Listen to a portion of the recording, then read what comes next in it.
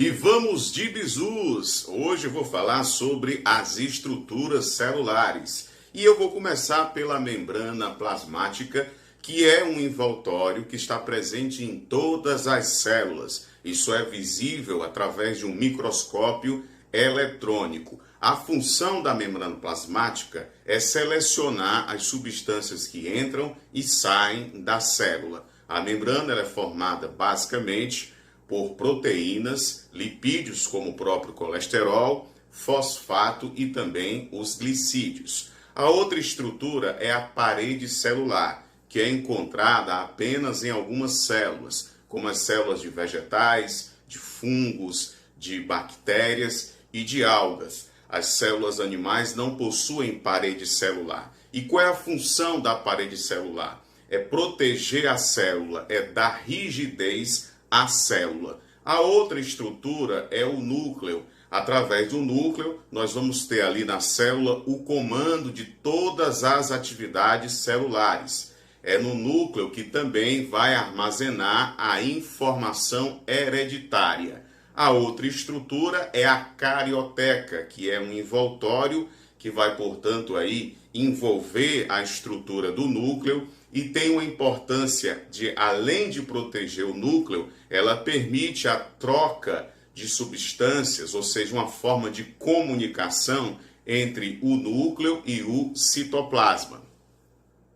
E a outra estrutura são os ribossomos, que atuam na síntese de proteínas. A outra é o retículo endoplasmático liso e o retículo endoplasmático rugoso. O retículo endoplasmático liso ele sintetiza lipídios e atua na desintoxicação celular. Já o retículo endoplasmático rugoso atua na síntese de proteínas. Inclusive, esse termo rugoso se deve ao fato do retículo endoplasmático rugoso apresentar ribossomos em sua estrutura. Além disso, o retículo ele pode armazenar substâncias e também transportar essas substâncias para uma outra organela chamada de complexo golgiense. Lá no complexo golgiense vai acontecer a secreção de substâncias, a formação do lisossomo, que é uma outra organela, e a formação do acrossomo, que faz parte da estrutura do espermatozoide.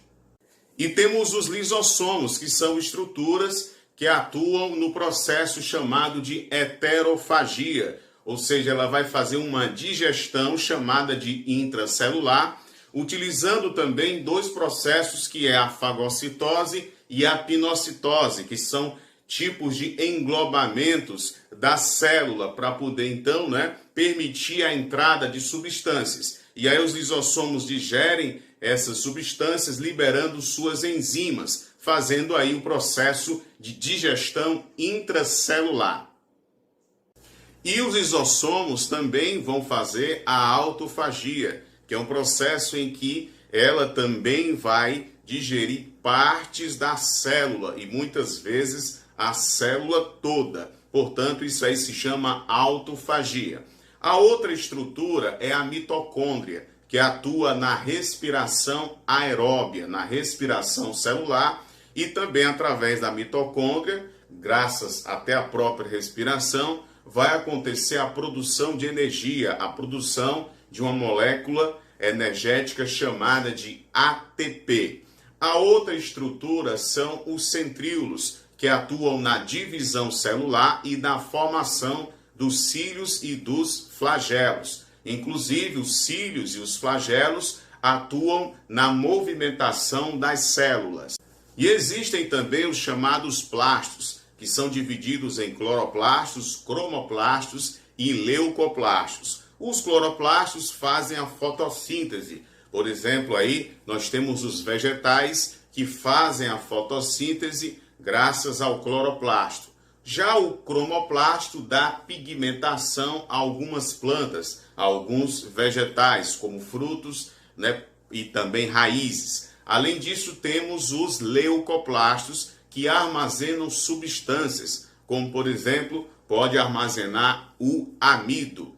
Temos também outras estruturas, como é o caso dos peroxomos, que atuam na oxidação de ácidos gráficos, para que essas substâncias possam ser aproveitadas para a produção de energia. Além disso, os peroxomos atuam na desintoxicação celular. A outra estrutura que nós temos são os vacúolos. Existem os vacúolos de suco celular, os vacúolos vegetais e os vacúolos pulsáteis. Os vacúolos vegetais, eles armazenam substâncias, enquanto os vacúolos pulsáteis, que são encontrados nos protozoários, eles regulam a saída de água, porque muitas vezes acaba entrando muita água no protozoário e ele regula a sua saída. Portanto, aí nós temos essa estrutura chamada de vacúolo pulsátil. E ainda temos o citoesqueleto, que é uma estrutura intracelular formada de filamentos, certo? E também por tubos de proteínas. O citoesqueleto atua na organização celular, especialmente aí na sua forma, e também o citoesqueleto ajuda a movimentar algumas substâncias, alguns materiais dentro da célula e até mesmo permitir o deslocamento da célula.